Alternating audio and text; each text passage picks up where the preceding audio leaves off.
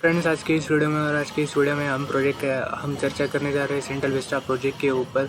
हमारे न्यू दिल्ली में राष्ट्रपति भवन से लेके इंडिया गेट तक जितना भी एरिया आता है उस पूरे एरिया को सेंट्रल विस्टा कहा जाता है और इसका रिकंस्ट्रक्शन का काम अभी चालू है। और ये रिकंस्ट्रक्शन में क्या क्या होने वाला है ये सब मैं आपको आज के इस वीडियो में बताऊंगा। तो सबसे पहले दोस्तों, अगर आपने मेरे चैनल को पहले सब्सक्राइब नहीं किया तो प्लीज़ पहले सब्सक्राइब कीजिए। वीडियो को पूरा देखने के बाद लाइक कीजिए और शेयर कीजिए ताकि आपके फ्रेंड्स से पूरी की पूरी नॉलेज पहुंच सके। तो फर्स्ट ऑफ ऑल दोस्तों, मैंने जैसा कि कहा कि आज हम चर्चा करने वाले सेंट्रल विस्टा प्रोजेक्ट के बारे में। सेंट्रल विस्टा का रिकंस्ट्रक्शन का काम चालू है और इस रिकंस्ट्रक्शन में हमारे संसद भवन से लेके बहुत सारे नए निर्माण होने वाले हैं, कुछ रिकंस्ट्रक्शंस होने वाले हैं। उसमें क्या क्या होने वाला है मैं आपको इस वीडियो में पूरा का पूरा बता देने वाला हूँ। तो सबसे पहले दोस्तों मैं आपको बता देता हूँ कि ये जो रिकंस्ट्रक्शन का आइडिया था वो 2010 में पहली बार आया था। उसके बाद हमारे पीएम श्री नरेंद्र मोदी जी ने 10 दिसंबर 2020 को इसका शुरुआत की थी। उसके बाद टाटा प्रोजेक्ट्स लिमिटेड कंपनी को इसका रिकंस्ट्रक्शन का काम सौंप दिया गया था और इसकी जो पूरी की पूरी लागत आने वाली है, जितना भी पैसा लगने वाला है वो लगभग 971 करोड़ रुपीज़ के आसपास है। और इसमें से लगभग 20 करोड़ रुपए जो है वो हमारे जो नई संसद बनाने के लिए लगने वाले उसके लिए लगने वाले। और ये जो पूरा का पूरा प्रोजेक्ट है वो जुलाई 2022 तक पूरा होना एक्सपेक्टेड था, लेकिन इसकी जो एक्सपेक्टेड डेट थे वो अब बढ़ाई गई है और मार्च 2024 तक की गई है। शायद कोविड की सिचुएशन से ये एक्सटेंड हुई है। उसके बाद सुप्रीम कोर्ट का एक महत्वपूर्ण फैसला पिछले साल 5 जनवरी 2021 को आया था और इसको सुप्रीम कोर्ट ने भी मान्यता दी थी कुछ पिटिशंस के चलते हुए। उसके बाद अगर हम देखें तो 10 दिसंबर 2020 मैंने ऊपर वैसे बताया। उसके अलावा अगर हम देखें तो ये सेंट्रल विस्टा प्रोजेक्ट हमारे राष्ट्रपति भवन के आसपास जो आता है, इसको पूरा का पूरा एड्रेस जो है वो प्लॉट नंबर 118 संसद मार्ग न्यू दिल्ली इंडिया के आसपास है।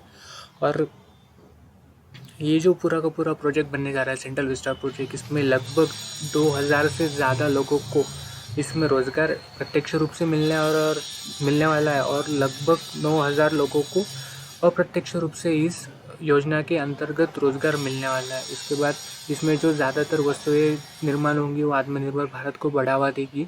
इसके अलावा भी इसके कई सारे फ़ायदे हैं जो हमारे इंडिया में होने वाला है। तो मैं आपको सबसे पहले ये दिखा देता हूँ कि ये जो एरिया है वो दिखने में कैसा होगा। ये यहाँ पे हमारा राष्ट्रपति भवन है और राष्ट्रपति लिखे और यहाँ पे हमारा इंडिया गेट है। मैं आपको एक बार ड्रॉ करके दिखा देता हूँ। ये यहाँ पे हमारा राष्ट्रपति भवन है और ये यहाँ पे हमारा इंडिया गेट है और इस पूरे एरिया को कहा जाता है सेंट्रल विस्टा। और इसका जो रिकंस्ट्रक्शन का काम चल रहा है इसको सेंट्रल विस्टा प्रोजेक्ट कहा जाता है। इसमें बहुत ज़्यादा महत्वपूर्ण बिल्डिंगों में से बहुत सारी बिल्डिंग यहाँ पे आ जाती है। और उसके अलावा देखें तो ये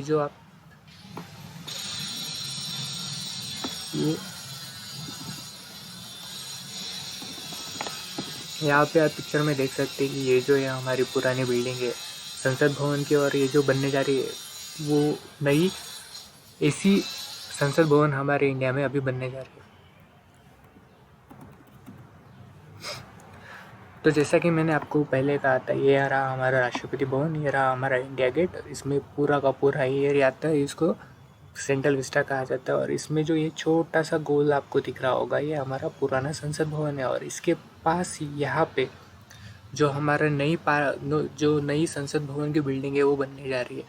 और वो जो नई संसद भवन बनने जा रही है वो पुराने से बहुत ही अलग होने वाली है।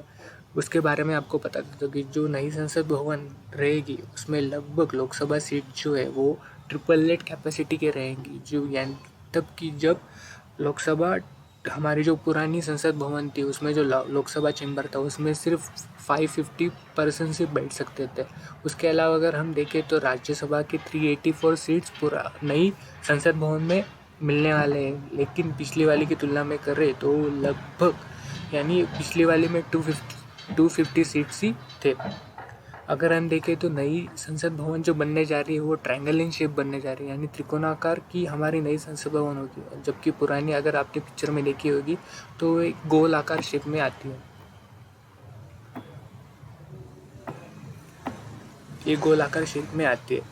और जो नई संसद भवन होगी उसकी कुछ विशेषताएं मैं आपको बता देता हूँ कि उसमें जो है वो कमल पुष्प थीम होगी राज्यसभा के लिए। जी हाँ दोस्तों, राज्यसभा चैम्बर जो बनेगा उसमें उसके लिए जो कमल पुष्प हमारा राष्ट्रीय फूल जो है कमल उसकी थीम होगी। उसके अलावा अगर हम देखें लोकसभा में, तो उस लोकसभा चैम्बर में पीकॉक यानी जो मयूर की थीम होगी, उस थीम पे ऊपर वो पूरा का पूरा चैम्बर डिज़ाइन किया जाएगा। और वट वृक्ष थीम होगी सेंट्रल लॉन्च के लिए। जी हाँ दोस्तों, सेंट्रल लॉन्च जो रहेगा उसमें वट वृक्ष की थीम अप्लाई करके उसका पूरा का पूरा कंस्ट्रक्शन किया जाएगा। जबकि अगर हम देखें जो हमारी पुरानी संसद भवन होगी, ऐसा माना जाता है कि जो 64 योगिनी टेम्पल है जो ग्वालियर में ग्वालियर के पास पड़ता है, 64 योगिनी टेम्पल जो ग्वालियर के पास पड़ता है, उसके ऊपर जो पुरानी संसद थी उसका निर्माण किया गया था, ऐसा माना जाता है।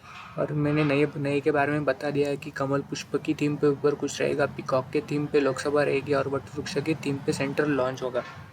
उसके अलावा अगर हम देखें तो नई जो संसद भवन बनने जा रही है उसका एरिया लगभग 64500 के आसपास आता है और वो पुराने से लगभग 1700 से ज़्यादा आता है। उसके अलावा अगर हम देखें तो नई संसद भवन में न्यू टेक्नोलॉजीज अपग्रेड होगी, जैसे अर्थक्वेक होना या फिर आईटी इंटेलिजेंस जो हमारे इक्विपमेंट रहते हैं उसको लगाने में भी ईजी रहेगा, जो पुरानी संसद भवन में लगा ईजिली इंस्टॉल करना ईजी नहीं था।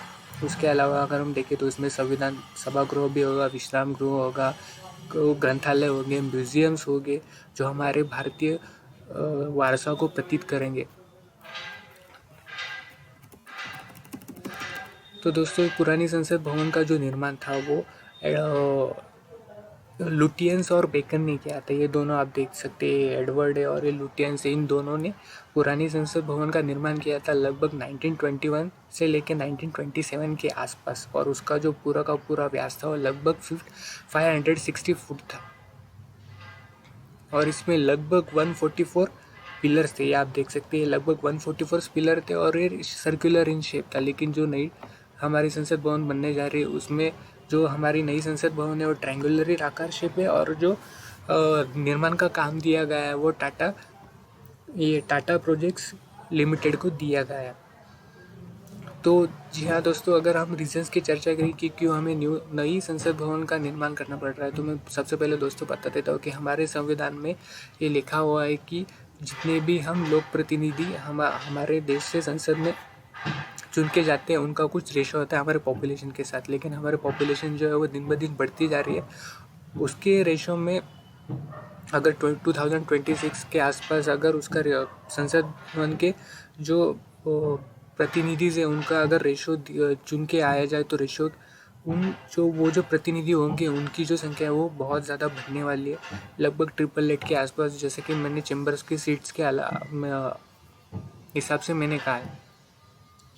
उसके अलावा अगर हम देखें तो जो पुरानी बिल्डिंग थी वो ज़्यादा आज के ज़माने के लिए बहुत ज़्यादा सूटेबल नहीं थी। ज़्यादा इक्विपमेंट हम आज के ज़माने के उसमें इंस्टॉल नहीं कर सकते थे, आईटी इंटेलिजेंस के उसमें इंस्टॉल नहीं कर सकते। उसके अलावा उसमें बहुत ज़्यादा चैम्बर्स भी कम थे, जैसे कि जो सूट नहीं हो रहे थे। तो ये सब खामियां जो थी वो नई संसद भवन में नहीं होगी। उसके लिए बहुत ज़्यादा लागत भी लगने वाली है, जैसे कि मैंने यहाँ पे देखी आपको कहा कि 2000 करोड़ के आसपास की पूरी लागत बनने जा रही है। तो दोस्तों, आपका वीडियो पूरा का पूरा कैसा लगा वो मुझे कमेंट करके ज़रूर बताइएगा और प्लीज़ दोस्तों लाइक और शेयर कीजिए ताकि मुझे मोटिवेशन मिले और आपके लिए ऐसे नई करंट अफेयर्स की वीडियो में आपको लाता रहूँ। Thank you.